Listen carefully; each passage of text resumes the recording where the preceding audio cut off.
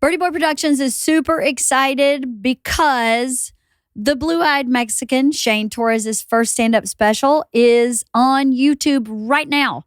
Check it out. It's on Shane Torres' channel and Bert Kreischer's channel, The Blue-Eyed Mexican. I hope you like it. We're so proud of it. There's a link in the description below. Check it out on YouTube now. I still have no idea what was spent on my special. I can tell you. That is more than I inherited from, like, when my mom died. That's so much more money than that. I was going to spend all of my inheritance to make the special. It's so much less. Check out the blue-eyed Mexican. You got to, because this is how I think money works. Congratulations, Shane, on your new special. Thank you very much. Congratulations, Shane, on your new special. Thank you very much. The blue-eyed Mexican. Thank you very much for making it happen. Hey, listen. Thank you very much to you and Leah. You really jumped in there. Listen, hey, how you doing? Come on in. Did you need something? We're just doing a podcast. Zins, mostly Zins are our thing here. That's all we care about are Zins, 6 milligram, maybe wintergreen, mint. Oh, yeah, okay. We are in Arkansas. We are. Not really familiar with keto, the entire state of Arkansas. No, I don't They're think like, they are. sugar? You telling me sugar's bad for you? That was, oh, wow. What did she say this morning, Pete? She goes, well, that's not how I read it in the email. What? Just such a fucking Southern way of saying. I love these. I love states like this. Well, they're Me, you, and Kurt Schilling. Kurt Schilling like a lot of things. Kurt Schilling was a fucking gangster. Yeah. Dude, let me tell you. Gigantic. A large man. Yeah, yeah. A large man. And Also, if somebody hadn't told me he was Kurt Schilling. I spotted him the second I walked in. Yeah, I did one, but I wouldn't have noticed. I don't know if I would have noticed him like in a Walmart. He's I don't know. I would have stopped. Hey, come on in.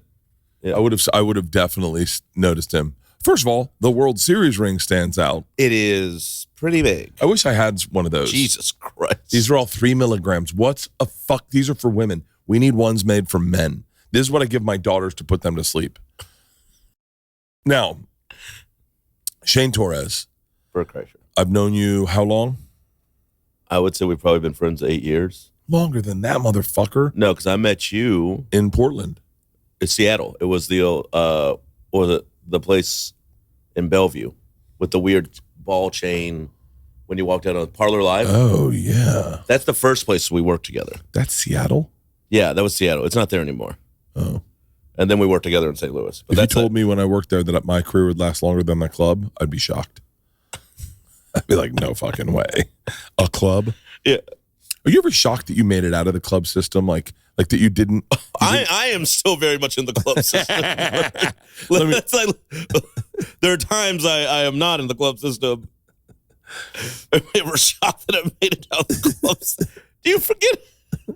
What's it like doing arenas? Does it feel good with you? This feels so good for you. I look at clubs sometimes and I go to any open mic comic, to anyone starting a comedy career. It's changed so much, but the one thing that stayed true is how many obstacles remain for someone to get through. Just the amount of people trying to give you drugs, trying to fuck you. Oh, yeah, like you mean the distraction. Yeah. So many distractions. Yeah. That's at every level, right? Like, no. I mean, no? You don't think so? This level? Maybe you don't see it because of the way you run your camp, but do you think it's like other arena acts? They must have people trying to give them drugs. And you mean my peers like Chris Rock, Kevin Hart, Dave Chappelle? Yes. My peers? All the legacy black comedians. Isn't it crazy that you could argue, I'm joking obviously right now, but you could argue that they're our peers and they're so different than us? That's the thing in comedy. That, peers are not your equals. Not even remotely. Yeah. I don't know if Ali and Wong and I have even remotely the same career. I don't think you guys are in the same business in a lot of ways. I don't think we are either. I look at her. She made that show. I look at her as a little bit of an inspiration because she has always done her own thing. She always just did it her way and just didn't really care. Like, take a year off. Okay. I'm going to raise my kids. Okay. Yeah. Well, you don't think you do things your own way? I just last week realized I'm touring too much. I just last week realized there's no way I can. You know, we've been into this arena together 2 times. In this one arena. Yeah, this building we're in right now. In this arena. I know, because like my phone will connect to Wi-Fi, and I'm like, I think we were what's First Bank Trust? Every time we get into these arenas and we click immediately the Wi-Fi, I go, I've been here before. Yeah. I was talking to Tom about it, because Tom works in, I hope to say this correctly because I don't want to sound, I'd bust balls with Tom about anything, but when it comes to business stuff, I'm a little precious. But the thing about Tom is he works on a more of a scarcity program where he goes, I don't need to go there every year. I'll go there once every 3 years. Oh, and like, so where you feel like you leg it out a lot more? I feel like if I'm not texting you at midnight, you're going to forget I'm your boyfriend. Yeah. But I have that a bit too, I think.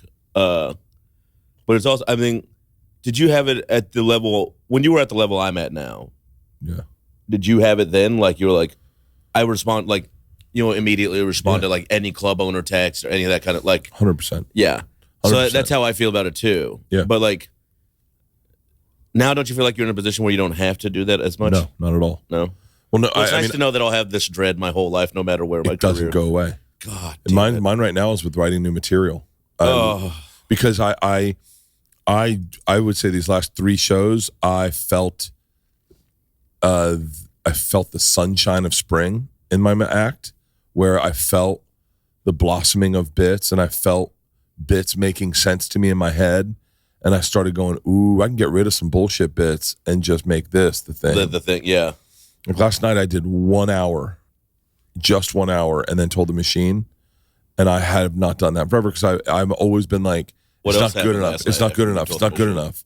I don't know. Jelly Roll walked on stage. Jelly Roll walked on stage and sang the national anthem.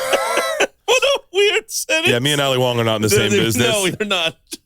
I don't think you are. This is a podcast about you. This is a podcast about you. Now, here's it's kind of about us. We're reaching an interesting point in our friendship, in our career friendship. You know, like, and just lives too, I think. Well, I want to tell the story only to put frame of reference, because it should be known. Berty Boy Productions, more importantly, Leanne. Yeah. Leanne Kreischer. Remember what you said to me on the night we taped it? Well, I don't remember what. You were so drunk. He came up to me, and I was like, I love you. Thank you for, gave me the whole heartfelt thing after my crying in the stairwell. And I was like, I love you. Thank you so much. And you were just like, liquored up. You went, you'd be surprised how little I had to do with this. And then you just walked away. And I was like, I think Bert's mad at me. And the next morning, I met you at the William Vale for breakfast. And then, like, you guys ordered all this food. And then you were like, we can't take this on the flight. So it was like the weirdest, like, it was like you paid to film a special in this cool club. And then I was leaving this fucking 5-star hotel with all your gnocchi and like leftover pasta. And my stoned roommate was like, Bert's awesome. I was like, and then like, then I just had to like sit there the rest of the day, think about everything. Like what? It was, in everything that's happening and the way the business is moving, and I think I'll say candidly, Leanne saw people producing specials for their friends and said, we can afford to do that.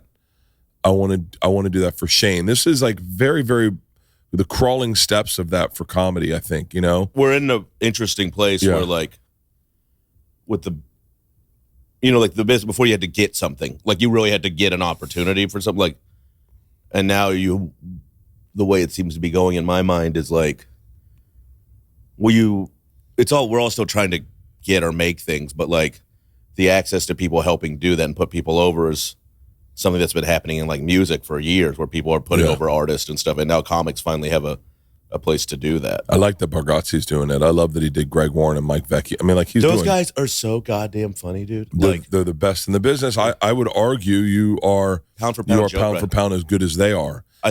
That's the one thing that I think that's cool about what's happening now is like comics going, yo, you got to check him out. Yes. And like, I'm going to say vouchers are so valuable. Yeah. Like, This is a quick Greg Warren story.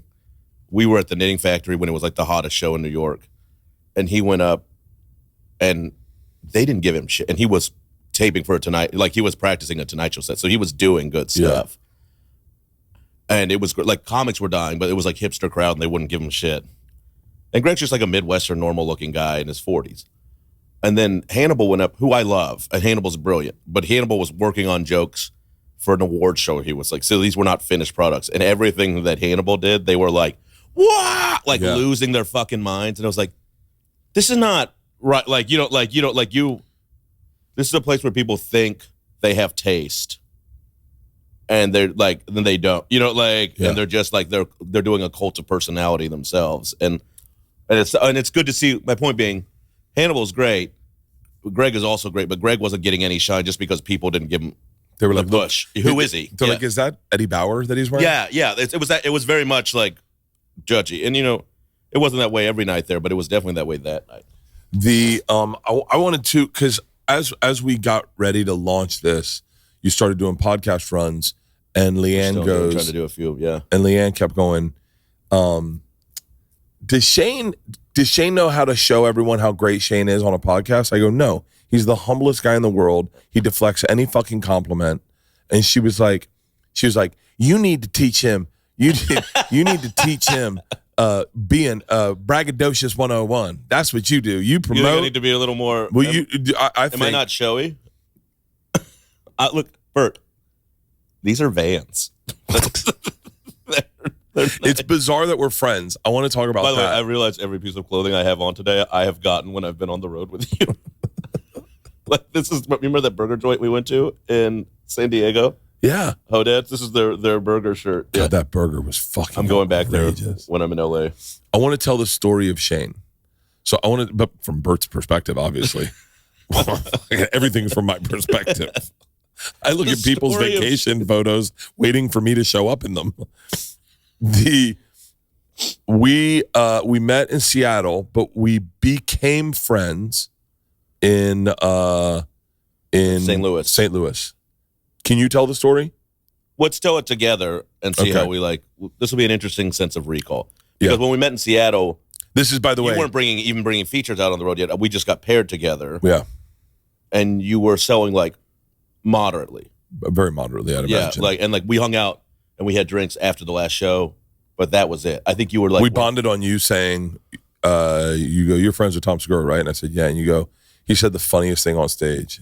Oh, I mean, it was really funny. Can you say it? He goes, is there any white girl in here dating a black guy? And this lady goes, yeah. And he goes, where is she? Or he goes, where is he? And she goes, he's in England. And goes, what's he doing there? She goes, oh, he's there for work. He goes, what's he do? And she goes, oh, he plays for like some famous soccer, like Manchester United or something like that. And he goes, hold on. I meant like our kind of black guys. Kind of dude who licks his lips. Grabs his nuts. I couldn't believe he got away. It was so offensive. It was so funny. Everyone loved it, but it was very funny. Like, it was killing me. And there was like, Tom was not selling out then either. It was like, no. Yeah. No, I think none of us were. It was like if you look at like the little things you do in the beginning of trying to lose weight or the beginning of trying to get sober, any of the things you do where you know it's going to be a long journey, the foundation blocks, those moments of not being famous but getting to do stand-up for an hour for people that, those moments defined where comedy is today. Because it allowed a bunch of really great comics to develop under the radar and learn how to write and learn how to write on stage and learn how to improv and learn how to do crowd work. Show yourself a bit, yeah, as opposed to like, here's my polished hour, like, which is like something we all do. I think when they start doing hours at first, you come in focused. I think now with the way comedy is, you're not allowed that luxury. Like someone like Mark Norman, who is still, I would always say is still very young in comedy compared to where we were when we popped. Like Mark is 36. I mean, he might be 40. I don't think he is. Find out how old Mark Norman is. I think Mark might be like 40. But I didn't pop until I was like 45, and so he's 40. God, looks so much younger. Yeah, when he's like, he doesn't fucking eat. He's small as fuck. When you look at him, He's like, really you're small. a big dude. Do you ever look at Mark and go, I could fucking rape him? I mean, I think it all the time. I think big women look at Mark that way. like Big women could have their way with Mark. Yeah, That's a porn I'd pay to see. Oh, well. Mark being fucking rodeo clowned around a fucking room. If he just had to like, Hey, yeah, that's he my dick. just That's squeeze my his dick. nose and his pants fall down. Hey, I'm about to come. Whoa, no, please. hey, that's my dick. I think, I look at Mark, I'm like, I do look at people like sometimes like, fuck, I bet I could manhandle your ass. Like, I look at cops that way sometimes. Really? Yeah, like, sometimes I look at cops and I'm just like, man, I bet I could kick your fucking ass. I don't know if I could or I couldn't, but there's some cops I'm like, I'm much bigger and clearly much stronger than them, and I'm like, I bet I'd beat your fucking ass to dust if you tried to give me a ticket. We're gonna like, and obviously I would not, and I would be a coward. And you're the most gentle animal alive, dog. I get so angry now. Really? Yeah, I don't know what to do with it. Like, I have no idea what to do with it. I'm mad that's why I always go to the boxing gym and just hit the bed. Were you always mad? I get frustrated a lot. Like, I get really frustrated a lot, and then it goes into, like I don't think I'm not angry, but I get mad, and I just, like, it's with bullying and when people aren't courteous most of the time. Is really the only, like, I fucking hate it when people are rude rude to people who they know they can just be rude to. Pick a fight, they know they can win. Yeah. Like, I can't stand it. No, that's the only time I insert myself into shit. Does it, because you grew up like with an alpha body, but with a very gentle omega brain. I mean, I've just been big. I wouldn't say an alpha body. You've been big your whole like, life. Stronger than a lot of people, but like stronger physically, stronger than probably 95% of your class every year you grew up. I was bigger than most kids most of the time. Yeah.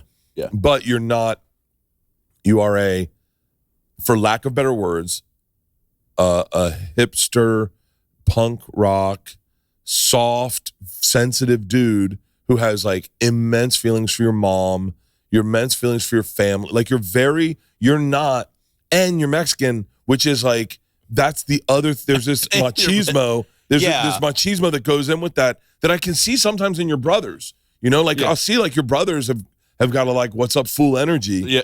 And but you've got this they're different. They carry themselves like we're this. Yeah, I'm like an artsy fartsy, like whatever. Like I like I definitely go the other way than them in the sense. Like I'm not as like masculine or broed down. But then sometimes I kind of sometimes I don't go into the energy. Like I'm afraid to like let it out. Like when we were in Amsterdam. I don't know. It's just like I was like I went to the Van Gogh Museum by myself and like walked around the flower market, and then like 4 hours later, I'm drunk as I've ever been in the red light district with you and two guys from Barstool Sports and the guy, one of the cast members from Entourage, yelling ass to mouth, ass to mouth, crazy shit. And I'm like, maybe you're like as much of a bro as anyone has ever been. Like. I have no idea who I am part of the time. I think is why I'm into so many things. Like, because we were there. That picture of us on the bridge in Amsterdam of all of us, it's great. But, I mean, we went into wild places that other famous people have been into and have been in the news for recently. Yeah. Who have been sued for going. Yeah. Yeah. And going with their employees. Yeah. Which I completely did. Yeah. And half of my employees were female. And we were all fine. Yeah. And nobody had to go. Like, yeah. It was obviously everyone was opted in and out. And the women opted hard out. A few of us opted in a few times. Yeah. That Amsterdam trip. We are supported by Shopify. Shopify is the global commerce platform that helps you sell at every stage of your business. From the launch your online shop stage to the first real life store stage to all the way to the did we just hit $1 million in orders stage? Shopify is here to help you grow. Whether you're selling scented soap or offering outdoor outfits, Shopify helps you sell everywhere. From their all-in-one e-commerce platform to their in-person POS systems, wherever and whatever you're selling, Shopify has got you covered. Shopify helps you turn browsers into buyers with the internet's best converting checkout, 36% better on average compared to the other commerce platforms, and sell more with less effort thanks to Shopify's magic, your AI-powered all-star. Shopify powers 10% of all e-commerce in the U.S., and Shopify is the global force behind Allbirds, Rothy's, and Brooklinens, and millions of other entrepreneurs from every size across 175 countries plus. Shopify's award-winning help is there to support your success every step of the way, because businesses that grow with Shopify. We are a hardcore Shopify family. I want to thank Shopify already for their support in this podcast, in our business. It has changed our life. I'm telling you that is our thing, and they've changed our life. Sign up for a $1 per month trial period at shopify.com/Bertcast, all lowercase. Go to shopify.com/Bertcast now to grow your business no matter what stage you're in. Shopify.com/Bertcast. This show is sponsored by BetterHelp. Whether or not your family are big gift givers during the holidays, you get to define how you give yourself a gift. It is so important. You know, a lot of times it feels good to give to other people, but every now and then to give yourself a gift, you recognize it a tad bit more, whether it's by starting therapy or going easier on yourself during these tough moments, or just treating yourself to a complete and total day of rest. Those gifts are so important. It's so important to remember to give yourself a little love this holiday season. I am doing that. I am doing that through therapy. This is my little gift to myself. Today, I drank in Vegas and I woke up with anxiety this morning, and I sat in the shower and I thought, is this real? And then I get down and I journal about it. What's most important is I have someone to talk about it with, my therapist. And if you're thinking about starting therapy, give BetterHelp a try. It's entirely online, designed to be convenient and flexible and suited to your schedule. And trust me, as a guy with a busy schedule, this is the best way to do it. All you have to do is fill out a brief questionnaire, and you get matched with a licensed therapist. And you can switch therapists at any time for no additional charge. In the season of giving, give yourself what you need with BetterHelp. Visit BetterHelp.com/Bert today to get 10% off your first month. That's BetterHelp, HELP.com/Bert. That Amsterdam trip. I can't. That's where I have like global upgrade flights certificates that I use because of all my Delta stuff. After I do they wear out the end of January. After I do all the pod promo and stuff I can do for the coming month, I think I'm gonna like just give myself 5 days in Amsterdam. Oh, and like great fucking place, especially in the winter. How and great. just like I'm gonna buy myself like a very cool coat. Yeah, dude, that's the first thing I was gonna say. A fucking really cool coat. Head over there, pack of cigarettes. I need your help, Taylor Tomlinson. You're always wearing cool jackets. She really is. Yeah. She, her wardrobe, and by the way, her wardrobe's slick. She looks sharp. Yeah. She does. She looks beautiful. But I want when you got that big like Bolshevik fur coat, and 2 days before you'd bought like 3 Canada Goose jackets. Oh yeah, I bought. Fuck, that's right, I did. And you went into that cold room in their weird. I was like, I'll take it. Yeah, I'll take both of them. This is how I know the world is like we're going south. It's like you went into a store for fancy coats, and they had an ice room that you wore your coat in to test it out. To test it, they had a fucking meat locker essentially that was insane. It's like I'm like, this is the most.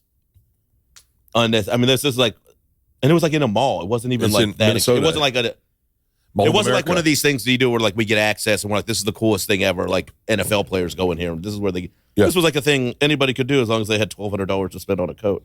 I tried to buy Pete one of those coats and he said no, he refused. Yeah. And then I found out why. Pete doesn't like Asian people. And what? No, I get, yeah. No. It's so crazy. Like sometimes when we go to sleep in our bunks, I can hear him listening to stuff on his laptop. It's horrible. Or what? You turn my mic? Yeah. What it was Pete grew up around like Buffalo, Niagara Falls, and he saw what would happen, and that is rich tourists buy the most expensive fucking jacket, and then they look like what you would call like a haole or a fucking gaper or like whatever the word. Gaper? A gaper is someone who comes to them. If I'm not mistaken, it's someone who comes to the mountain and doesn't know what they're fucking doing. So, and a haole's like a white person in Hawaii. Haole's a white person in Hawaii, like a rube.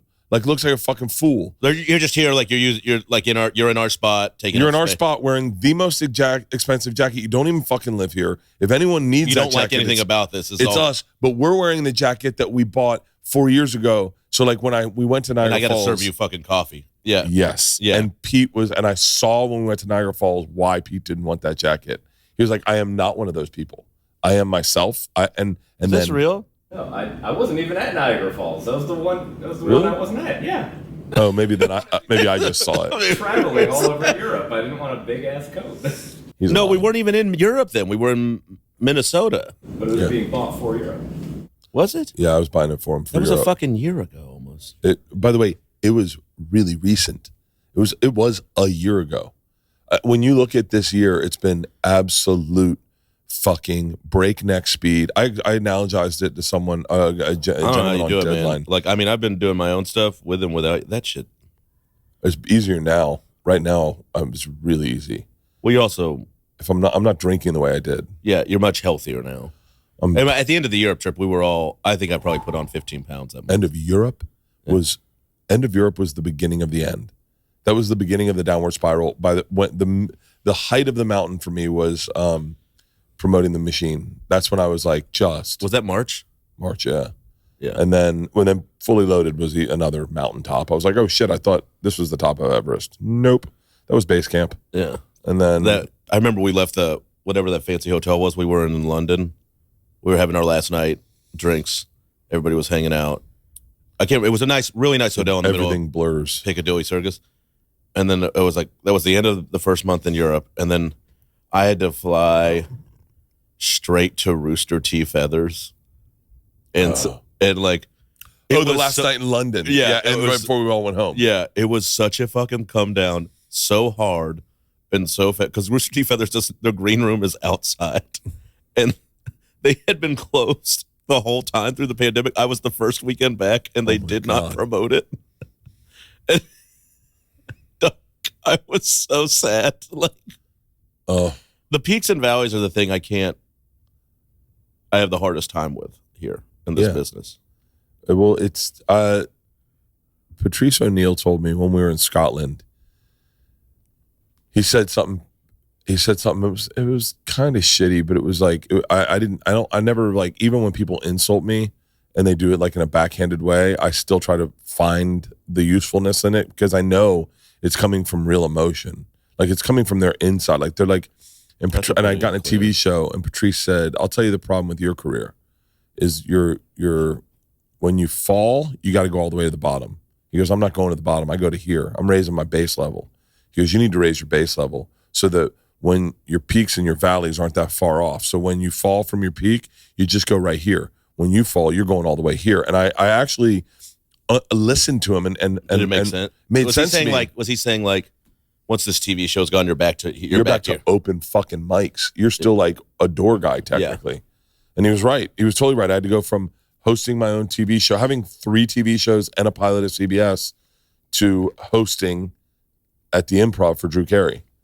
And credits don't matter when it comes to stand-up. You either back then they didn't. Now it's a little different. Yeah. It's really different now. I would have been doing a theater tour back if it was. Yeah, now. by then, yeah. But I want to go back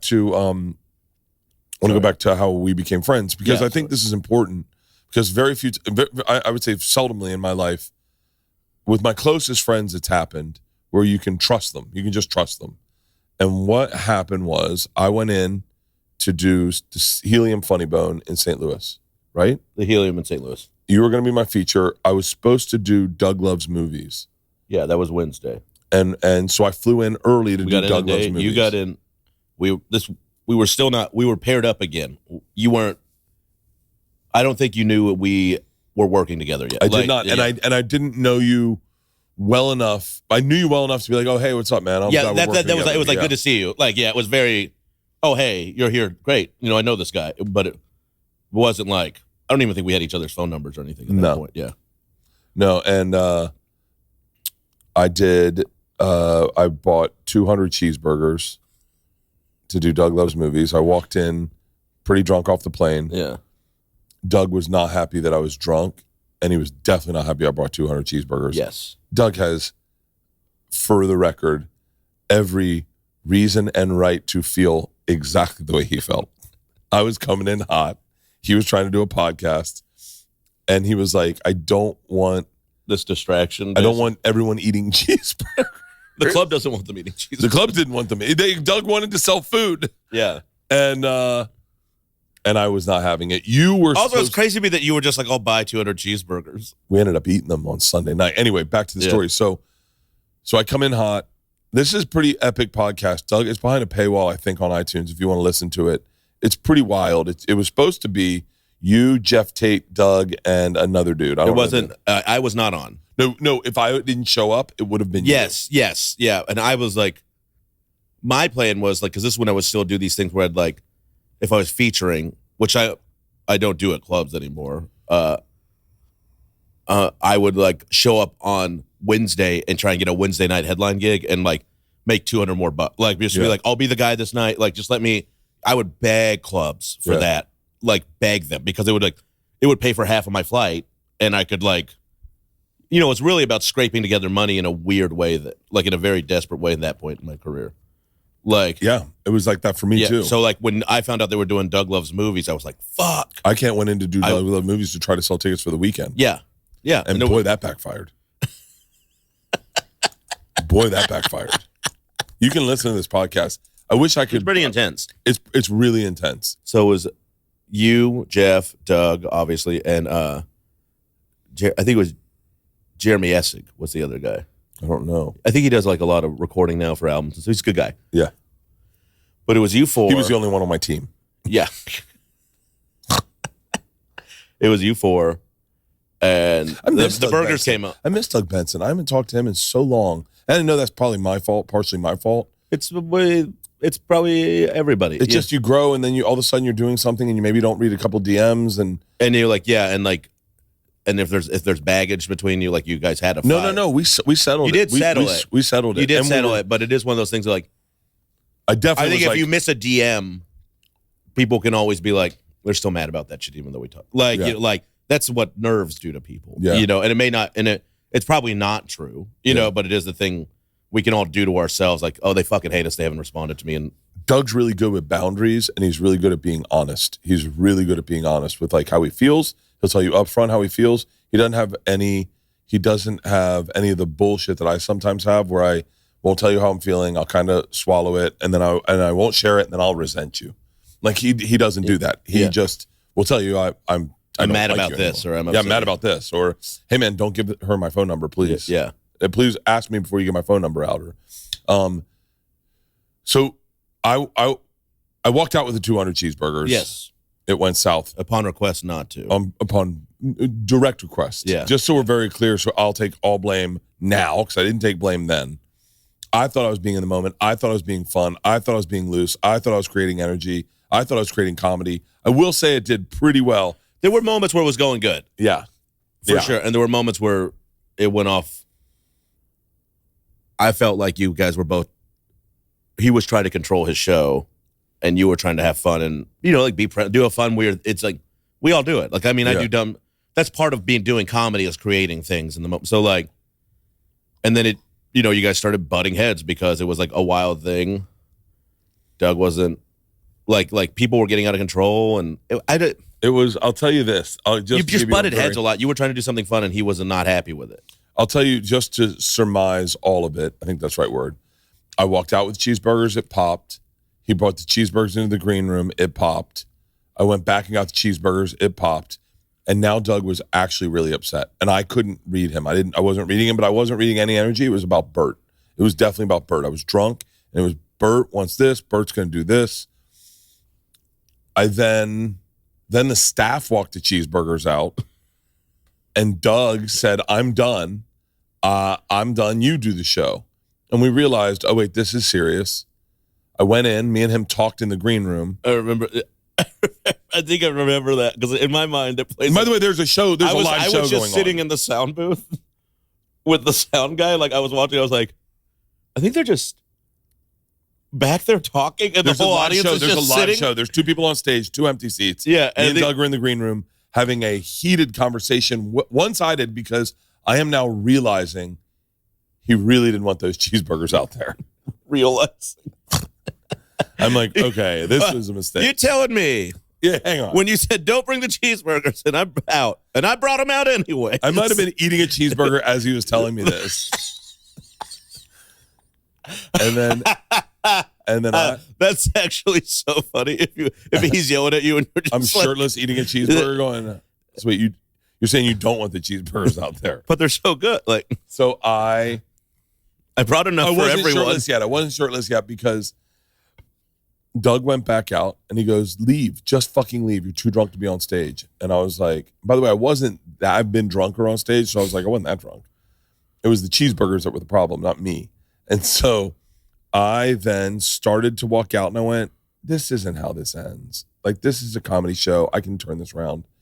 I left the green room, walked out to the bar, and then walked into the showroom, shirtless. I remember that. And that is when it got very real in front of the audience. And You came back on stage though. I went back. Doug said to me, just either leave or try to fix this, but you're fucking this up. And I said, I'm sorry for real. And he goes, do you want to fix this? I said, I do. Then he goes, then come on stage and be a part of the show. I'm probably saying it differently than he said it because I know that. I think that's in summation, that's like pretty close to how you got back on stage. I think. And so it was intense for sure. I got back on stage. Doug was lighting me up And you had to like, it almost got to this point of like, wait your turn. Rebound. Like, I had to rebound. Yeah. But like, because if you're not familiar with the show, it's like a game show, you go in order. Yeah. Like, and everybody gets asked a question. And normally you comment on people. Yeah. Like, you kind of riff like we always do. And it was kind of this thing of like where you were being quiet because you didn't want to like blow it up again. But then this is the part where I was like, well, this part's not his fault. Like, yeah, because they started tagging you and you started lighting me up. Yeah. And you couldn't say anything because you were trying to. And I was like, well, this is also shitty. Like, and that's where I was like, this is why everybody is wrong here. Yeah. Well, okay. So then I end up walking off stage. Yep. I end up leaving. So I was like, this isn't. You're right. I should have just left. And I left. They finished the show. I went back to my hotel. I remember getting food because I had not eaten yet. And you had a cheeseburger. I had a couple cheeseburgers, but I had another cheeseburger at the bar at the hotel. I called Tom. I told Tom what happened. And Tom, that was the day that he had started fat shaming me for real. Really? So, yeah. This was all happening at the same. It was all happening at the same time. This is when this stuff started coming. Like, I got on Twitter to see what was. This is when stuff was going on. Like, that was really happening on socials. This was the beginning of that time. I was wondering if people had tweeted about Doug Loves Movies yet that had been there, and you saw a couple tweets like "fuck this crazy," but every tweet was Bert is fat. Everything was Bert is fat. Bert likes mayonnaise, and I was eating mayonnaise at the time that I read one of them, and I was like, "Fuck." Called Tom. Tom thought we were talking about that. I talked to him about the Doug stuff. And Tom thought you were calling him like, this is like fuck, like. Yeah, and Tom, if anything, is really good at reading my energy and knowing what I need in a conversation. Even if he lies to me, he'll be like, hey, listen, fuck him. Don't worry about it. You were fucking trying to be funny. Like, he was just like, don't go to bed in your head. Wake up tomorrow. You got a show to do. Don't worry about it. And so I went to bed victorious going like, you're right, Tom. I did the right thing. Went to bed, woke up, did press, had one of the most pivotal moments of my entire career as I'm driving back for press. We're partying at press. I went and did press. Was with Andy Kuzalewski, right? Andy was the manager. Yeah, Andy, I love that dude. Andy, and I love him too. And I'm going to say something that does not sound like, I know that people will take this a wrong way, but I love Andy. We went in press, we drank at press, partied at press, tried to sell tickets for the weekend, and then driving home from press, we're driving down, I feel like a street that every place that has a funny bone has. It's just like one of those, almost like not a country road, but not necessarily a highway. And I saw, I'm shirtless in the car, I'm drunk, it's 10 in the morning, and I see a dude step out of a gas station, like a convenience store, in slides, basketball shorts, and a wife beater. And he lights a cigarette, and I saw the pureness of him being simply in that moment and not having a million worries. And I was worried about last night. You felt like I thought you were going in a different direction here. What? Because the way you described him, I was like, well, this guy like is like a. He's like sad. Like, No. I looked enviously at him, and I went, dude, he works at this gas station. He's probably family owned. They just got to make their nut. He just got up. He's probably hungover, but he's getting a moment of reprise where he gets to have a cigarette. Like he's enjoying. And I bet, and the way he lit it, I just went, I don't have that right now. I have so many worries. I'm not selling tickets this weekend. I just did fucking 2 hours radio drunk. I'm getting fat shamed pretty fucking aggressively. I am pretty fat. And I just had a really epic blow up that was on a podcast that I'm pretty sure is going to go out to the world today. And I'm going to have to deal with that. And I was so envious. I looked at that guy wanting to be him. And Andy said to me a statement that was the first chisel out of the marble of who I was about to become, right? He said, how long can you do this for? And I went, huh? And he goes like, comedy, like, what are you going to be, like 50 doing stand-up?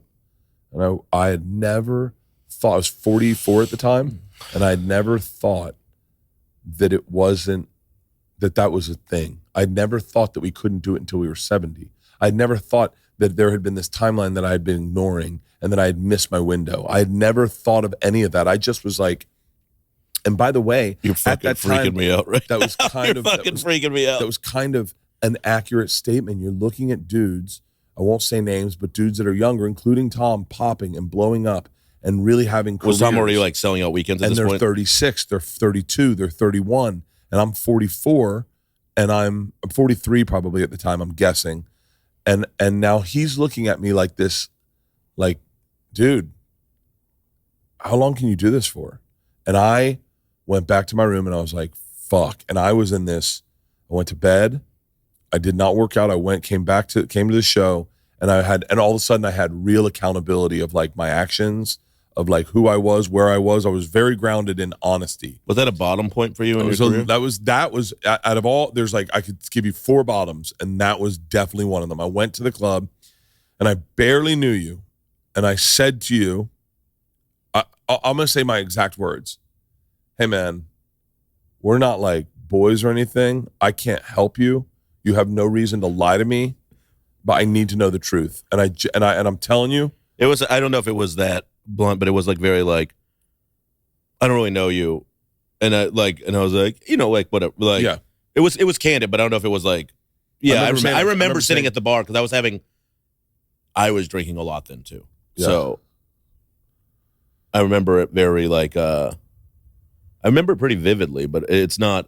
I don't remember the exact words, but it was along that line. It was basically, it was very like, the theme is you have no reason to lie to me right now because it won't help you. Yeah, and it was also like a very like, we do this.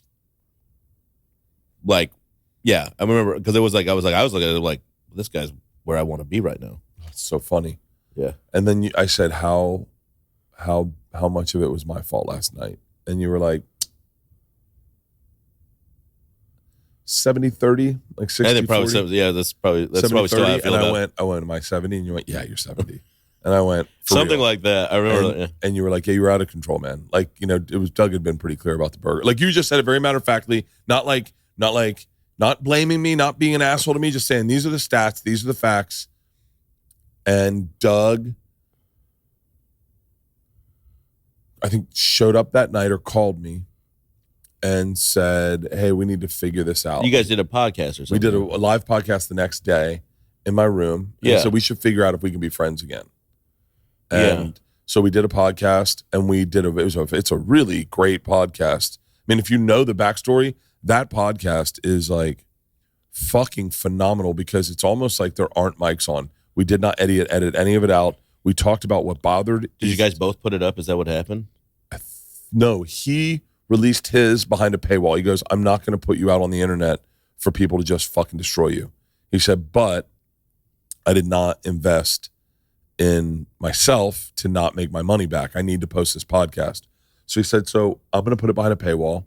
It'll be like $2 to buy it. He goes, and we'll split whatever money. I'll give you half of whatever money I get. And I don't think that, and it's never come up. People never talk about it. So I think it was like a way for him to protect me. But then we posted the podcast of me and him. And so people went, I'm sure, and bought it. But We hung out that weekend. Doug and I patched things up. He hung out the whole weekend. And that Sunday night, we had a great weekend. Not great did we numbers. do a Sunday? Yeah, we did Sunday. I think I remember that. And Doug introduced me to Google Trends. And it That's like changed my life. I'll say this, if you look for your peak, when we're talking about peaks and valleys, when you look at your valleys, your bottoms, always remember that those first steps out of the valley are probably your most insightful, most illuminated steps. you got to try it. It is. I think about that a lot when because you feel weirdly when you hit bottom or a like low moment, you can kind of feel really strong. You know, like in a way of like, I'm stepping up, like fuck everything else. Like something that actually mattered to me just didn't go the way I wanted it to. Yeah. So you have like, your feet feel dug into the earth more, even when you step like. Doug sat with me that Sunday. So it and goes he a lot pulled up- further. Like he there's a pulled up- moment there where you can feel holding that momentum Oh, is very difficult. dude, holding and there's a moment of when you're at your valleys where you get to say, "Oh, fuck it, nothing's working, fuck it. What? Let's try this." It's like, I'm listening to Matthew Perry's book, and he's talking about how opioids stopped working for him, and then he's like, "Fuck it, maybe I just won't use them anymore. Seem not to work for me." And where you're just like, "Fuck it, nothing's working. Let's fix it." It's there's, I mean, when I after I released The Machine and my house was getting torn down and I got fired from Travel Channel and I got pulled off the Funny or Die tour. Your house was getting torn down? Yeah, because we were redoing it. And I didn't have money to, I didn't know how we were going to. Yeah. I was like, what? Come on, man. Come on, you know the way I tell a story. You're like, a tree caved in my roof. You're like, really? No, so how we put in a skylight. Like, come on. I didn't know in those moments, I just was like, I don't like where I am. I'm gonna fix it. I did what I wanted to do. When people said this is foolish, I went, yeah, I don't give a fuck. You weren't giving me advice the other direction anyway. Like, I don't care. You didn't change anything. I didn't change. I was like, fuck you. I'm gonna do my own thing. I don't need you. You're not helping me now. I'm gonna do my own thing. I'm gonna trust me. I'm gonna trust Bert knows Bert. Bert's gonna figure out Bert. And then if Bert fucks up, then at least Bert lays with Bert every night. And Bert's not going, fuck, I should have listened. I left it on the field and I should have listened to so-and-so. Yeah. So, but what's interesting is in that moment he showed me Google Trends and it changed my career. That moment that weekend changed everything for me. You absolutely should not have to worry when you're buying tickets for the next big event. Game Time is the fastest, easiest way to buy tickets for all the sports, comedy, music, and theater near you with killer deals on last-minute tickets and their best price guaranteed. You can stop stressing about the tickets and start getting hyped up for the fun you're going to have. There is no better excitement for me than planning an event. I have 2 big events. Here's the deal. This is what I love about Game Time. You get images of your seat before you buy, so you know exactly what you expect before you arrive. You buy tickets literally in a matter of seconds, 2 taps, and you're set. I've said this before. I'll say it again. Isla and I did it for Metallica, and we thought we screwed it up. Cat Williams is coming to the Toyota Arena December 29th.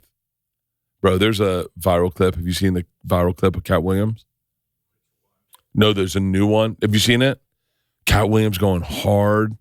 Cat Williams is the fucking best. Take the guesswork out of buying tickets with Game Time. Download the Game Time app, create an account, use code Bertcast for $20 off your first purchase. Terms apply again.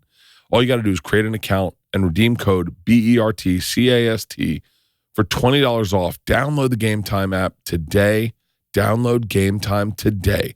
Last minute tickets, lowest prices, guaranteed. Ho, ho, ho, gentlemen. Get ready to jingle and deck your balls this holiday with the help from our friends at Manscaped. The leader in below-the-waist grooming have just launched their Performance Package 5.0, but I like to call it the small gift for your big package, featuring Santa's #1 helper, the Lawnmower 5.0. Manscaped can guarantee you're going to be stuffing more than stockings this season. Let your ornaments shine and enjoy 20% off plus free shipping at manscaped.com with code BERT. Mrs. Claus is going to thank you, but the fun doesn't stop there. Anybody in the family have too much scruff? Look no further than Manscaped Beard and Hedger Pro Kit. Dad have nasty nose hairs? Save the day with the Weed Whacker 2.0 nose and ear trimmer. I've said my personal endorsement before. I'll say it again. This is the go-to. Anything on my body, this is how I trim my hairs. Balls especially, nose and ears especially. Face now with what they've got. Get 20% off and free shipping with the code BERT at manscaped.com. That's 20% off with free shipping at manscaped.com and use code BERT. Give the gift of Manscaped this holiday season. Happy holidays from my balls to you. That moment changed that weekend changed everything for me because I started realizing that if I did little things, I'd watch little spikes. And then I started looking for things that spiked, like on Google Trends. Google Trends is an app. You can find it. You can type your name in and you can see how much people are Googling you, meaning how active you are online. If people are going like, hey, how much of a subject you actually are there. And I started looking at it is a quantifiable way. Quantifying things for me is very important in this career. Happened with Libsyn. When you started getting Libsyn numbers, you can find out where you were popping in what markets. I was like, well, that's quantifiable. Like you can't deny those are numbers. You can see the space, yeah. And I did that with everything. And that weekend changed my life. And then things started happening. We'd do the road every now and then. We started doing. You moved to theaters. Probably a year after that. Yeah, I would guess. Like, we became friends because we hung out the rest of the weekend. We were having drinks and we just got along. And we went to. This is how weird it is to me. We walked because it's in that mall. Yeah. And the next day after like you guys quit the year, we walked around. You want to walk around the mall with me? And yeah. And we walking around the mall, and you went into a Toomey store and bought a new suitcase, right? Yeah. And it was like expensive, not whatever. It was a suitcase. I was just like, this guy doesn't think he's doing well, but he just bought a $400 suitcase. It was like that's what I was making for the weekend. And now I can do that kind of, but like my point being, it's like it's still, even looking at you now and what you have now, it's all super.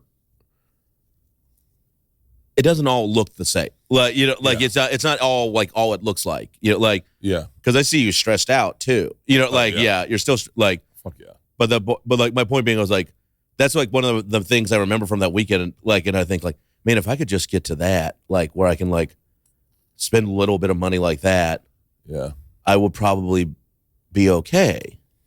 And I don't like. It's funny, and it's weird. I'm quantifying it to money, and I never started comedy thinking like money. I never thought comedy and money ever. I thought access. I thought comedy would get me access to better clubs. I wanted to do better clubs. I wanted to do cool shit and enjoy my life and have fun in work. Because my father fucking hated work, and I was like, oh yeah, he's so lazy.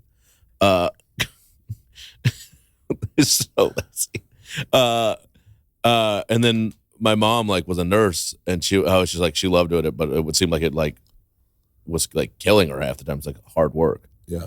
So I was like, when I started comedy, I was like, this is like fun. Like this, what a fun thing. And then we stopped thinking about it in that way. Oh yeah. Yeah. At some point. But that's one of the things I remember from that weekend. Sorry, we were drinking, we got along, and then we ate at a Weber Grill themed restaurant. Oh yeah. Yeah.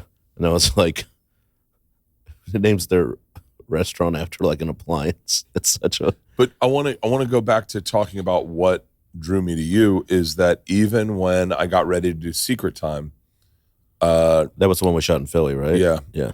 I leaned on you very heavy because you have a sensibility when it comes to comedy. Like very candidly, I will sometimes take the path of least resistance.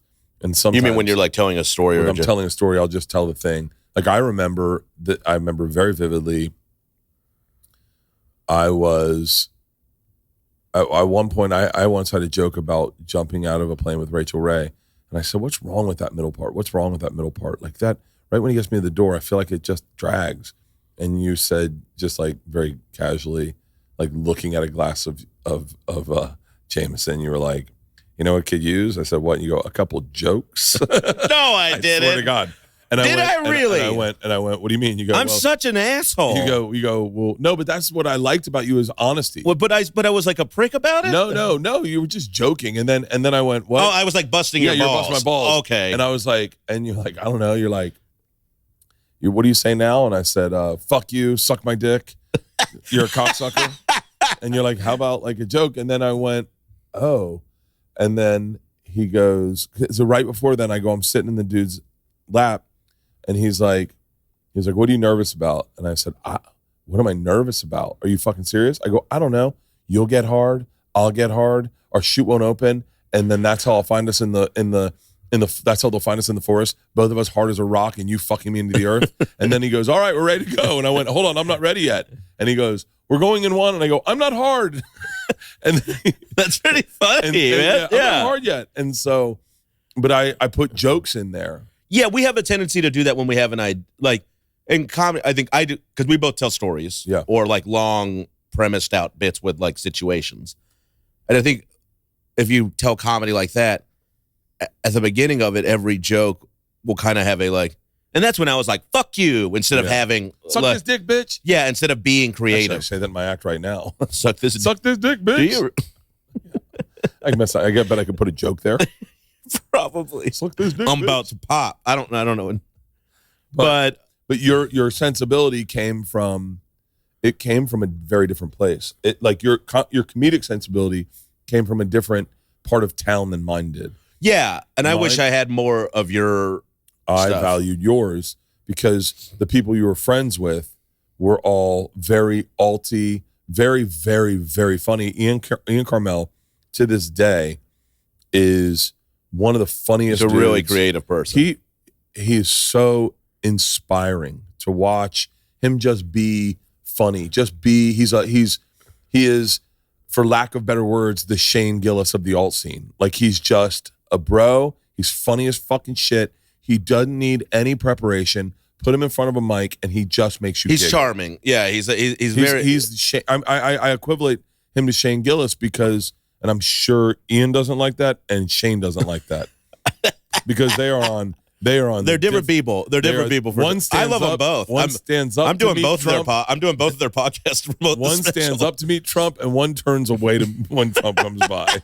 That's a very good point. And they're the same size. They probably wear the same clothes. Yeah, they're both big fucking dudes. They're both good looking. Yeah. Ian Carmel looks amazing. And yeah, he was yeah. But it was. You think because of the company I keep, it was so valuable to me. That is the thing. I run around with people like that. Those are they're close friends of mine that are like altier comics. Name them. Name like 10 alt comics that probably people listen to this podcast are like people. I think people know Ian Carmel because I've talked to Ian him and Kyle are like two of my best friends. Kyle's very creative. You have a podcast with Kyle. Yeah. No Accounting for Taste. We're creeping up the charts. He said one of the funniest things ever said on my fucking podcast. What is Kyle Kinane is who we're talking about, everybody. We did a podcast to promote a tour we were doing. Kyle, the thing with Sal and Nate. Yeah. And Kyle is not a promoter. He does not at all, dude. Like we're so far in the red on our podcast because we don't promote it. Like, he did not. I don't think he really even cared to do the podcast. He did it as a favor because we're all doing the tour. I mean, I think he makes sense. It's like he is very, very good about being like, if we're entering an agreement together, I will do it. But like if it's on his own, he doesn't push it that hard. But like he will go. He'll do it for other people and other things. And he is. But he's not without a doubt. I hope this comes out respectfully. Probably one of the most overlooked comics of our generation. I think he's very underappreciated. Like as much as he's liked, he's very underappreciated by the man. I mean, he is funnier than any of the dudes you're thinking, just casually. Yeah. On my podcast. Doc, he told this story on our podcast because the premise of the pod is we defend things people don't like. Yeah. And we were talking about Thanksgiving. He told this story about his first LA Thanksgiving. He's like, I'm going to throw Thanksgiving. I've never outlived in my parents' house. He was like 27. Yeah. And somebody brought over like spicy SpaghettiOs and this whole thing. It's like, he was like, I don't know, man, just turn on the oven. Do whatever you got to do to make a turkey. And they turn on the oven and they open it and thousands of termites started pouring out of it because he had never used the oven and the heat, like they were all living there, the heat from the oven. He lived there for like 6 months and he never turned on the oven. They all flushed out and just unloaded like a fucking hive of locusts on his Thanksgiving dinner. And he was like, man, we still had a really good time. Like, it was so disgusting. He was in my podcast in my old man cave and he goes, man, you got a lot of owls around here. I collect owls. And I said, owls are my totem. And he goes, the fuck's a totem? I go, I don't know. It's something you see a lot of and you draw energy from. And he goes, oh, my totem must be hot dogs. He is so funny. He's so funny. And this is I mean, I could talk about Kyle for fucking ages, but go through your list of 10 comics people probably aren't should be more. Let's do 5 each. Let's switch it. Mine, from your scene? Yeah, well, from my scene. That's fine. Yeah, Okay, or Matt like Bronger. Maddie. We said Kyle, and I would say somebody I really, really like, who's very weird, but is Brittany Carney. She's like, I don't know her. she's like bizarre. You can't like, I think right now, like we have a small show we do together in Brooklyn, but she's just like really pretty, black girl, funny and weird as shit. Did you Google her? No. What? I sent that picture of my back to Rogan, and look at the picture he sent of me in a fucking stream. What? That's not you. What? That's Rogan. Good God. Holy fuck. He doesn't even look human. Shit. Looks like he's built for war.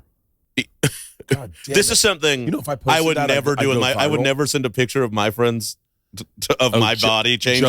Joe and I, not that I don't want to speak out of school, but I will say, if I get a sexy picture of myself, it goes to Joe. And if Joe has sent a couple, all I'll say is, if I posted that picture right now, I'd go viral. Yeah. I'd go viral. I'd go fucking viral. And that's the friendship we have, is I'll never post it. I'll never post it. I'll break my phone before I post it. And because I need Joe more than anything in the world. You like looking at pictures of yourself? Yeah. I love looking at pictures I of myself. fucking hate it. Really? I hate pictures of myself. I'm gonna have like, to look we're at his like- body one more time. I mean, He's 50-5. he looks great, man. Dude, those are striations and a massive cock. Take a look at his dick. He's bulging out. God It's damn, fucking- he is fucking. Good for I Joe. want to delete my picture now. Joe's got a fucking hog. Have you seen it? Everyone has. He's just pissing next to him. Oh, yeah. Jim Norton's got a fucking hog. I've seen that. He's dick. got a piece. A real piece. Like a real piece. Interesting. That's the It's biggest always the dick, quiet ones. The biggest dick I've ever seen was a guy I lived with in New York for a very short period of time, for like a month. And I walked into our bathroom and he was taking a shit. And I opened the door on him and I saw his dick and I shut the door and I opened it again.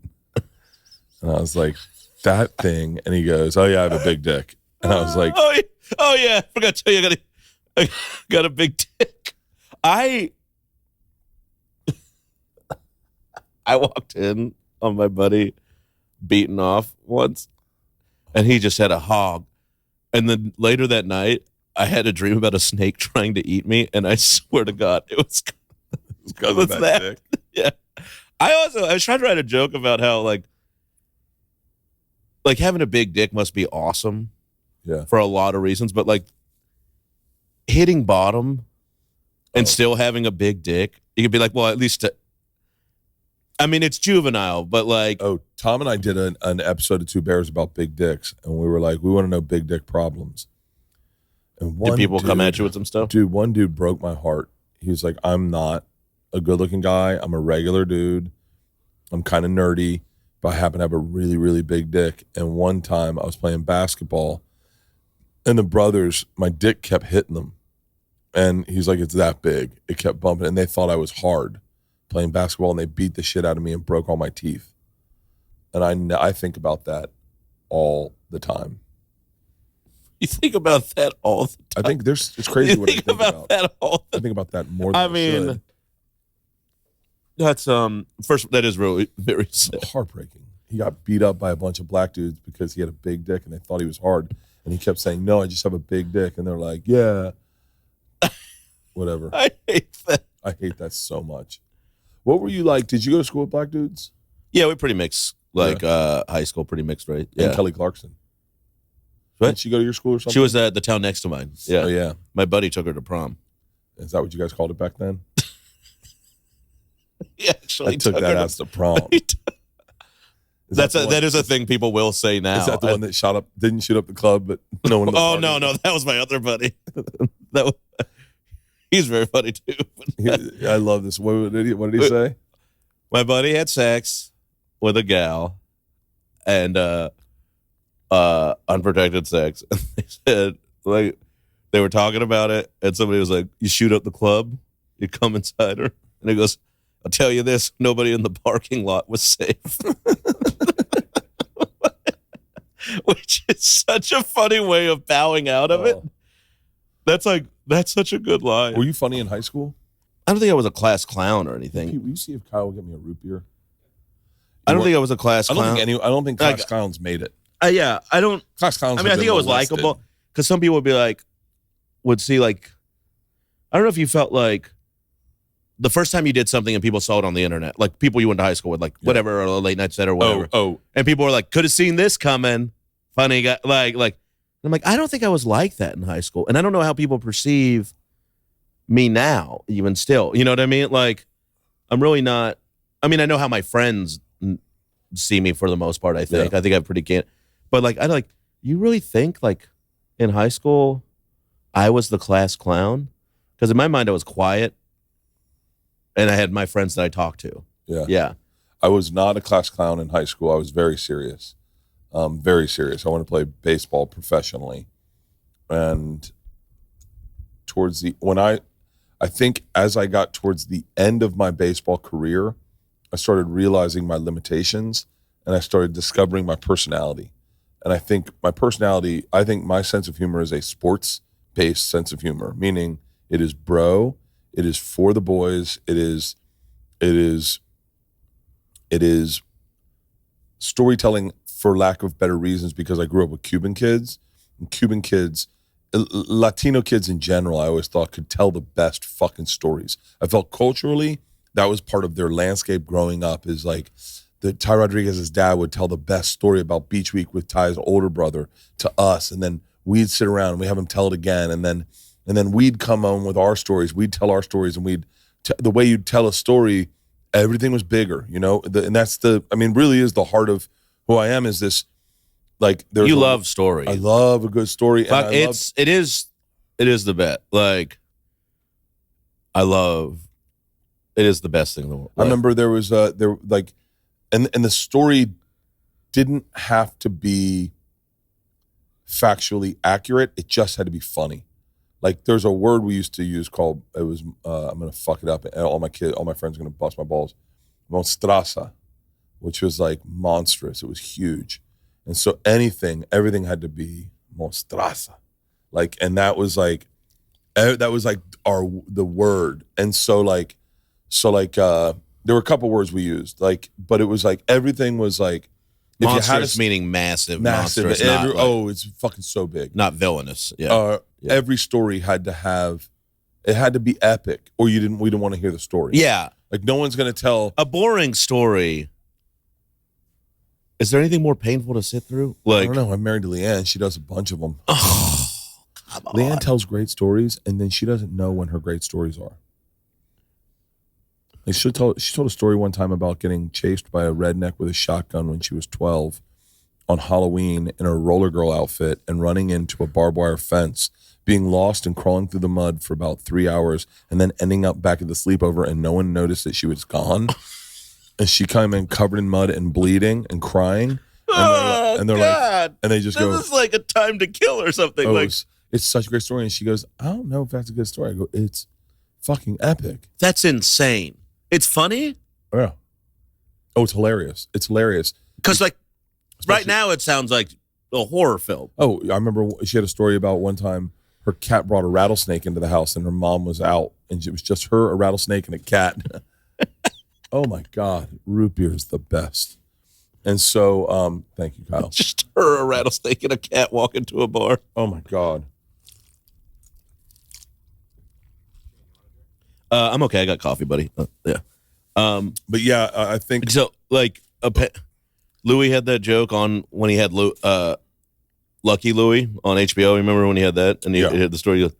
Sometimes my wife tells these stories, and I can just see the pain on people's faces when she's telling. It's like, when's it they're just like, when's it gonna end? Like, I think he said it was on Lucky Louie he was talking about it, but I remember Leanne's a good listener. She wants to hear your story. Like, she's a really good listener. When I did her podcast, she's remarkably present for a person interview, like, which is kind of rare, you know? Like, yeah, she did not rare, but like she's good at it. With Chad Daniels yesterday. She's like, he is fascinating. I was like, that's so funny. I never really listened. He's an interesting guy. Yeah, I think he's funny. Yeah, but like, back to Monster. Monstrosa. Like that's my sensibility. So when I left baseball and I went to Florida State and opted out, I say opted out of baseball. I didn't make the team. I was going to be redshirted to catch a bullpen. Like, if at best, that was my path, was that I would be redshirted my freshman year. I'd catch a bullpen. And I was never going to play. I knew that. Mike Martin's son, Martin. Unless somebody got injured or something. No, Mike Martin's son was the catcher, and he was going to go to the pros. My buddy Obi, I think, ended up walking onto the team, and he never played his freshman year, so he left. So I was like, I was never going to play. But that's when if you knew me in college, what? It'd break your heart. We are supported by Omaha Steaks. The holidays are here. Let Omaha Steaks take all the guesswork out of gifting. Shop carefully curated packages that are guaranteed to make spirits bright all winter long. Go to omahasteaks.com and save 50% off site-wide. Plus, when you use the promo code BERT at checkout, you get an additional $30 off your order. Send tender, juicy, butcher-cut filet mignon, mouth-watering burgers, the gourmet jumbo franks. I swear to God, are the best things you're going to ever have in your entire life. They are so good, my dad saves them for him when he comes out. Omaha Steaks is ready to ship your order right away. So shop early and beat the shipping rush. Go to omahasteaks.com and use the promo code BERT at checkout. Omaha Steaks is a gift from the heart. My grandma used to give me Omaha Steaks when I lived in New York. And it was so nice to get them from her, because every time I made a steak, I thought about her. That's what you want to give. Order with complete confidence today, knowing that you're ordering the very best. Visit omahasteaks.com. Take advantage of the 50% off site-wide. Plus, use promo code BERT at checkout to get that extra $30 off your order. Minimum order may be required. We are supported by DoorDash. Low on time, like my daughters. Make the hours you've got a whole lot happier with Dash Pass from DoorDash. Everyone deserves to feel like a VIP.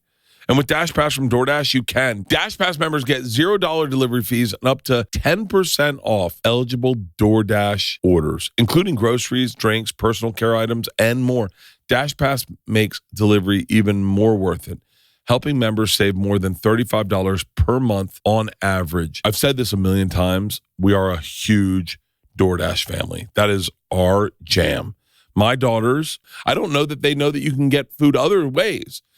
Here's the deal. If you're like me and my daughters and my wife, put a little joy back into your schedule. Sign up for Dash Pass today. Use code BERT23 and get 50% off up to a $10 value when you spend $12 or more after signing up for Dash Pass. Subject to change. Terms apply. That's 50% off up to a $10 value when you spend $12 or more after signing up for Dash Pass with code BERT23. Subject to change. Terms apply. Sign up for more. Become a Dash Pass member today. It break your heart? No, it was a really cool moment where I went to the first practice. I took BP. I fielded ground balls. I threw down to second a couple times. And then he was just very candid. And he was like, you're not going to start, but we can always use catcher, you know. So go down and catch 90 pitches from the pitchers. And come up to me at the end of practice. We'll figure out what's going to happen. And I was like, okay.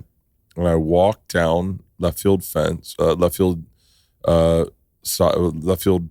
line, down to where the pitchers were pitching, and I kept walking. I walked right out the fucking gate. You were like and I walked to Sally Hall. I was still in my uniform, and I got in. I laid down on my floor in my dorm room, and my buddies were all smoking pot and listening to Pink Floyd in the dark. And I got high with them in my cleats and my baseball hat. And I said, "Wow, I'm leaving baseball. This is it. I'm never playing baseball again." And I was like, I remember I was like, I think I'm going to really double down on this partying thing. and it's interesting that you were like, ready to not be in despair. Like you were ready to make a move that fast.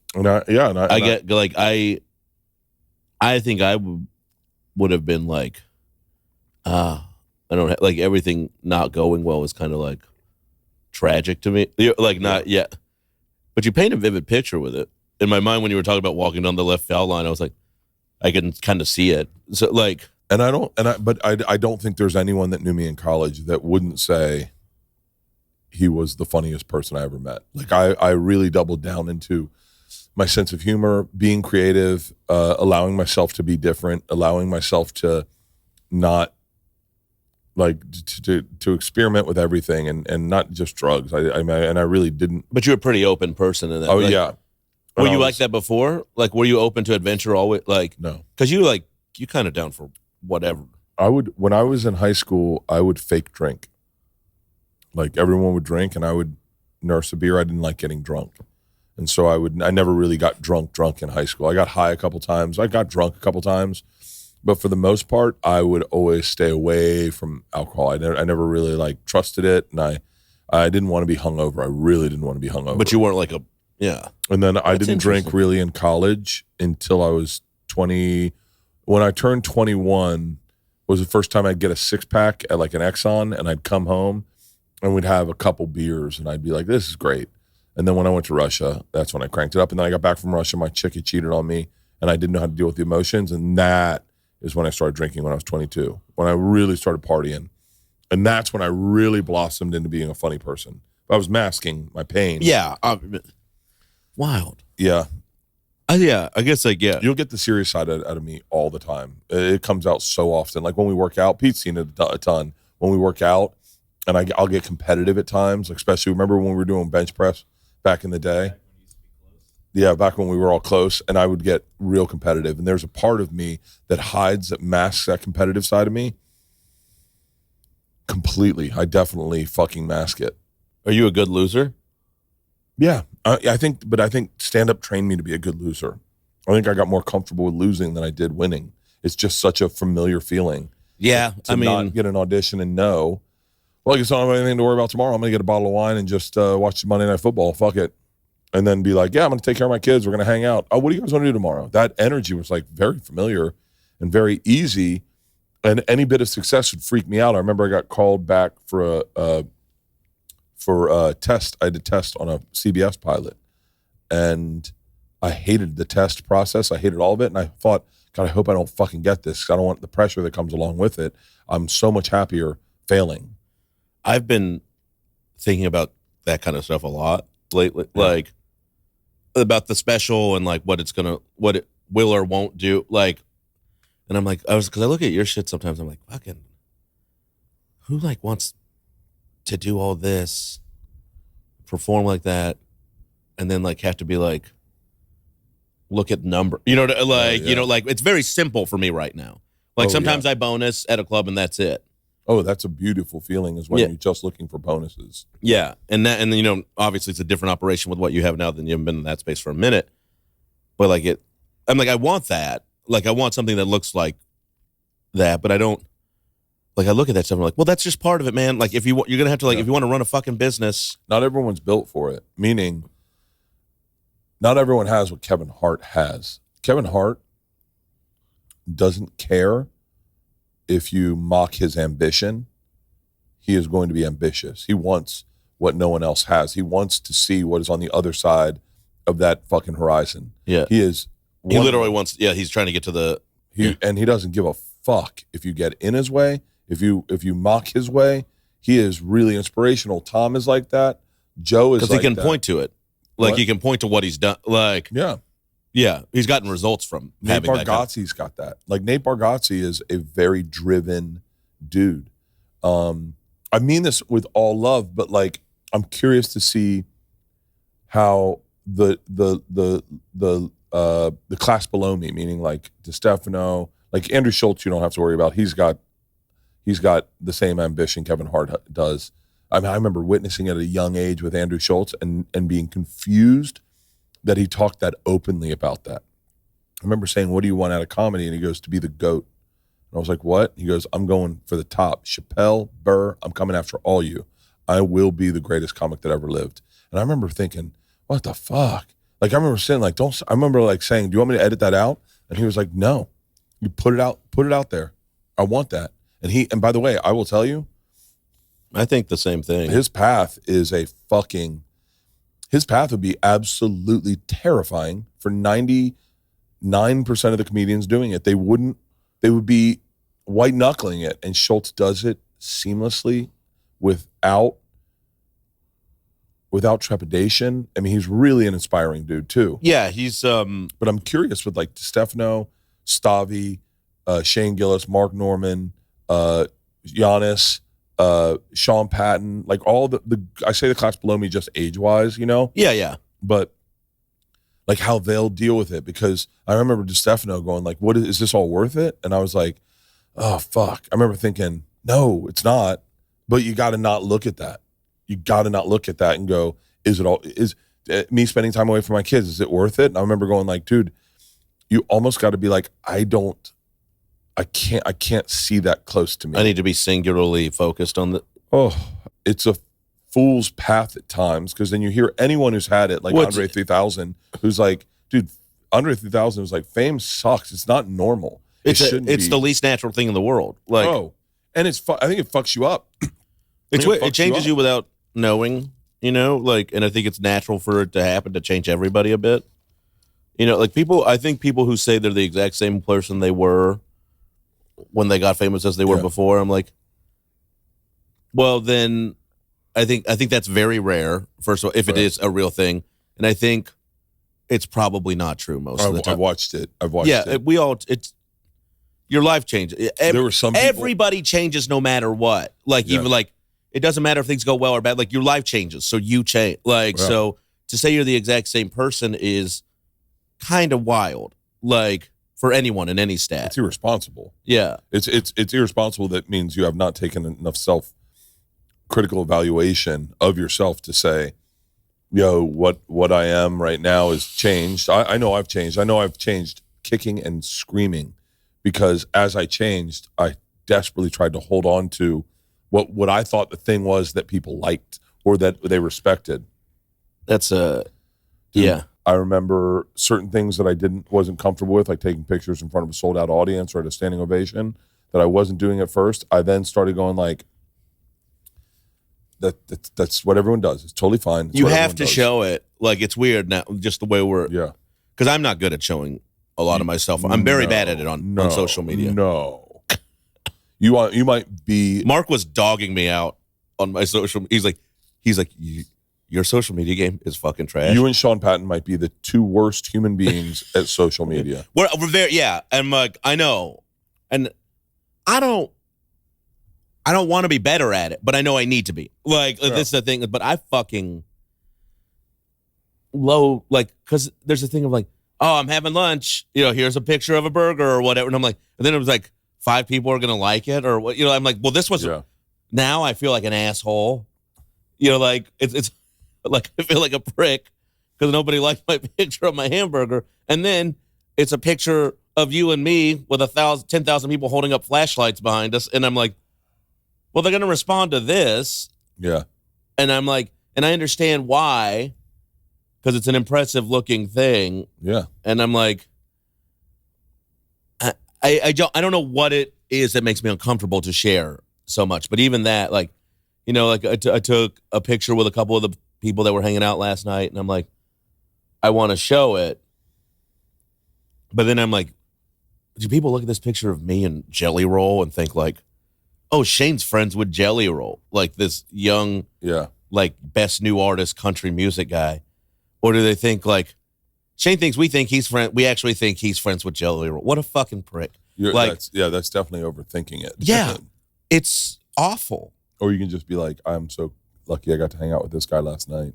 I never think that. Like, I mean, I know I am, but I never like. Yeah, I can't. I have a hard time being present. I have to write that on my hand sometimes to be. Like, even on stage, I'll be like, be present. Be like, you're probably the most present, the most you when you're on stage. I feel like it's easier. It's the only thing to think about. You know, it's like 15 minutes of like, all I have to do right now is this, and I'm pretty fucking good at it. Like, so last night I had the crowd and I was having a good set. And, you know, like I take my time. So like sometimes when I'm like, oh, they're all quiet because I made them quiet. And it's not because this is going poorly. Yeah. It feels really good. And then, you know, obviously I have to say, like, mop up all this cum or whatever dumb joke I say to, like, but What's like, great about your stand-up is, I this is how I feel. I don't feel like anyone's doing what you're doing. I think your voice is very unique. thank I you. don't think, I think you hear. That therein lies the problem as well. Well, you're right, is that sometimes what pops the most is what's most recognizable. You know, Charles Barkley and Shaq are on that TNT show to get the. Yeah. Oh, yeah. And I was listening. Charles Barkley is maybe, like, if we're talking about people who make you laugh a lot, Oh, my God. it's so. But he was like, I was listening to him in an interview and he goes, man, Shaq would kill himself if he had my bank account. And I was like, listening, I'm thinking, he goes, probably, like that's like what Chappelle looks at, like somebody who does a 10,000 seat arena and it's just like, this is not that good. Like, Shaq would kill himself if I he think had. Chappelle would like the intimacy of a 10,000 seat arena. But it's I don't know. I think it's what's cool about your special is that you really genuinely have an authentic voice that's very different than what everyone's doing. And I think everyone's got an authentic voice. Like Nate's voice is, there's not one person doing what Nate Bargatze is doing. And I mean, dude, he's still like, and Shane Gillis. those two like are both throwing still throwing fastballs. Like they're pitching like they're in their eras right now. Like I don't know if they'll like if anyone stays, how long they stay like in their best space creatively and in a success sense, but they seem to be doing like Dorfman was talking about this last night. He goes, I think of comics in eras. Like for 3 years, this was the funniest person I ever saw. Like they were unbeatable. They're like heavyweight champs. Like you have Tyson, then you have Klitschko, you have all these. And so it goes that way. And I think Nate and Gillis are in those spaces right now of like just throwing like real fucking heat. Like Nate's SNL monologue was so that joke about, he goes, every time I go see a movie about history, it's all new to me. Like that's how dumb. Like he's talking about his dad on Addicted to Afrin. Yeah, on the back of the box. Oh yeah, he goes, there's no drug on earth that says to try it for a span of 45 years. He is so fucking good. Yeah, but I think that's part of what I know. That's what Nate is doing, is putting a spotlight on people he finds funny that aren't doing what he's doing.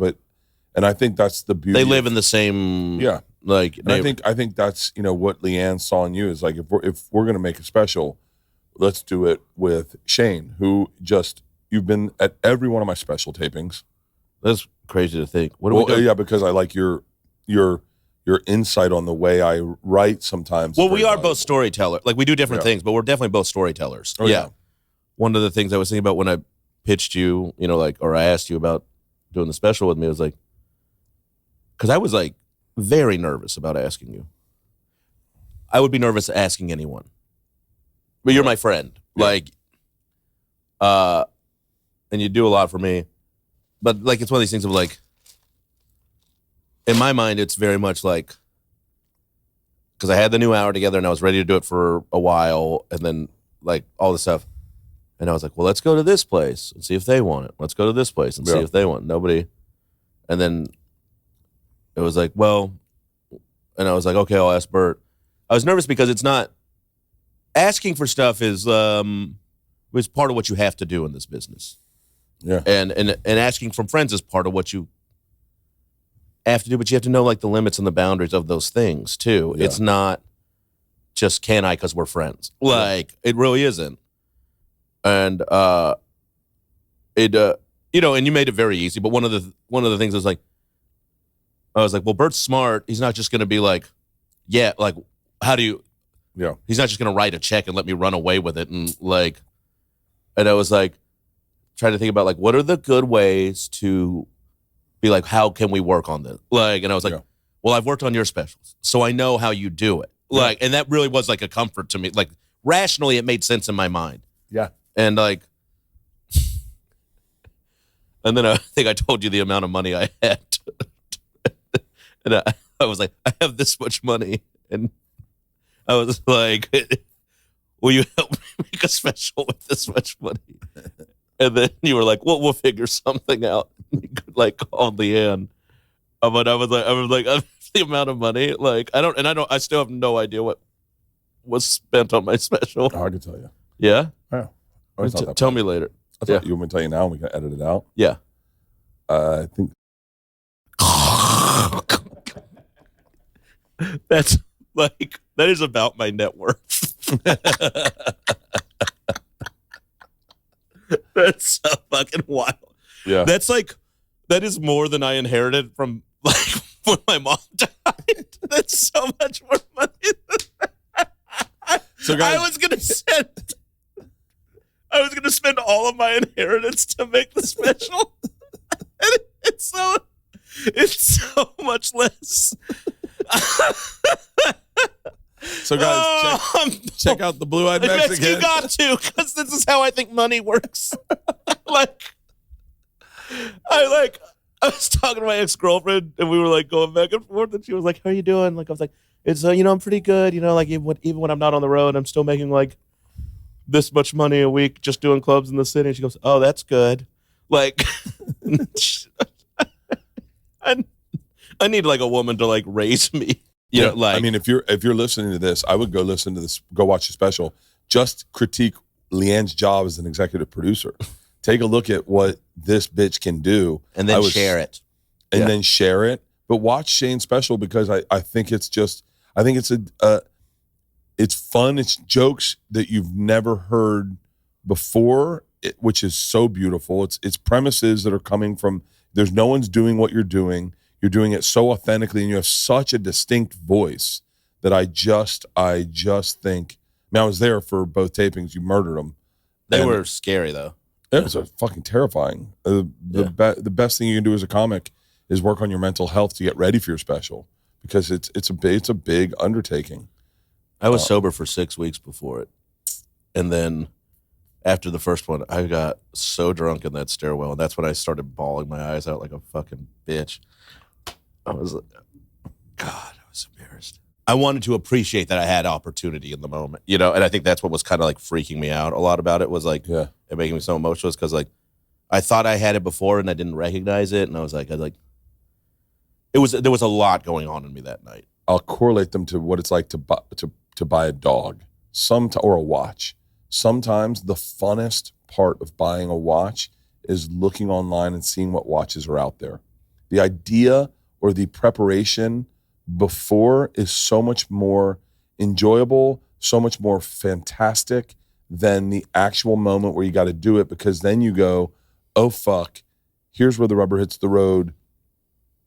I wanted this. Now I'm getting this. It better be as good as I. Yeah. And that moment for you, it was fast. Like it was like over before I knew it. It goes by so, especially. And then like, you're like performing and making it good is the best part of any of it. Like, yeah, getting ready for a special is better than oh, shooting no, that's a the special. fucking, that was like the funnest trip we had leading up to last special was just like the Monday before in Madison, just doing the club shows that night. That was like the most, like everybody was just working stuff out and nobody had to feel stressed or freaked out about, like you weren't trying to nail an hour. You were like getting loose, like. Yeah, You're it's straight- the best part. Yeah. And I had been drilling it into my special into the ground before that, before we taped all. I mean, I got excited. I just got excited for my next special. Do you ever want to do like a theme to your special or like try like and step out of like just a straight ahead 60 minutes of stand up? No, No? You like, I don't have theme energy. I don't think. I don't want to be like Like not a- like like a- one like man a- show like yeah, like- Mike. I already How did it. Star Already Wars did it changed for my one of shit his for the specials. last or one? for all of his specials. He's always done like this special's about having children. This special's about being single. This special's about being Jewish. For me, I think For me, it's just whatever I'm having in my life. whatever right I now. think the funniest is. I don't think I write well that way on one topic, but I think I just want to take. I always want something fresh and new. There's a little bit of the impulse and addiction in me. The same thing that makes you want to scroll on Instagram. Like I definitely want the new thing. So I want a joke to be over, and then I want something brand new. I want something to feel fucking fresh. I want it to be like a scratch off where you're like, ooh, new one. Yeah. New yeah, one, new yeah, one. yeah, yeah. I like that. That's what I love about Jesselnick. That's what I love about Dimitri. That's what I love about so many people is like the quicker joke writers. Hey, it's over. Give me a new one. Satisfaction. But I like to tie them all in. I like to tie them all in to to an energy. Like, and I think some comics fuck up with that. Like they'll go, "This is about my kids and my husband." Oh, this is about being this, and then oh wait, did I mention this about my kids and my husband? I'm like, no. That all goes here. Then we go here. Then we go here, and then we close here. Shit fits next. If you're doing your hour right, I think shit fits next to other shit with like seamlessly. You can see how they made the jump without them having to make an actual segue sometimes. I work the tits, then get to the pussy, and then I go down on the end. That's how I do it. I don't ever go down, work the tits, eat pussy, and then go back up to tits again. I'm like, no, I'm done there. You don't do that? No. I definitely go north and south a lot. I'm a pretty make out, tits, pussy, sex, over. Oh no. I am like that's really I get laid so rarely I try to make it last as long as possible. He's like, you really like kissing? I guess so. It's so sad. Oh, Lynn and I made out so hard in Vegas. Was it fun? It was 3 a.m. I That sounds fucking flight. That sounds fun. And we made out so you had a flight? Fucking hard. I had a flight the next morning at like our pickup was fucking 6 or 5:30, and it just got away from us. And I gave her a kiss, and then she kissed me back, and I was like, it's on. I'm getting hard talking about it. That's crazy. You're going to be like that basketball player. Let's go for a walk. Let's go for the walk. Yeah. Congratulations. Thank you. Do not be shy in promoting it. I won't. I got to let yourself feel like a whore. Yeah. Mention it all the time. The Blue-Eyed Mexican. It's going to be, I think the way Leanne is getting this distributed, it's going to be pretty epic in the distribution. From what I understand, like I said, I'm the last person that knows anything about my business. But the women in the Berty Boy Productions are super excited. They've been great. They're all hands on deck. They're everyone loves the special. I'm proud to promote it because it's very easy to promote something that I am going to whore myself out on. I'm proud enough to do it. I'm proud enough of the piece of work to actually be like, I want you to see it. Like I think it's good. And I think I think we made a really good thing together. And I think it has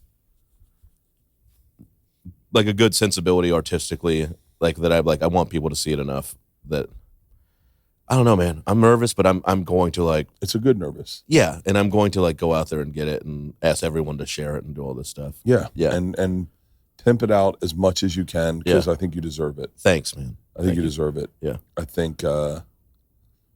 We should go take a walk and burn some calories. Yes. Maybe find something to purchase, and then come back here, take naps. It's gonna be good. I'm gonna have in the rest day today. No gym today. No gym. It's gonna be sick. Yeah. The Blue-Eyed Mexican. I love the name. The Blue-Eyed and Mexican. the machine. The Blue-Eyed Mexican and the machine. We sound like Bert like thought a of the band. name. You thought of the name. Well, I love the. It's so funny. They gave me artwork for it.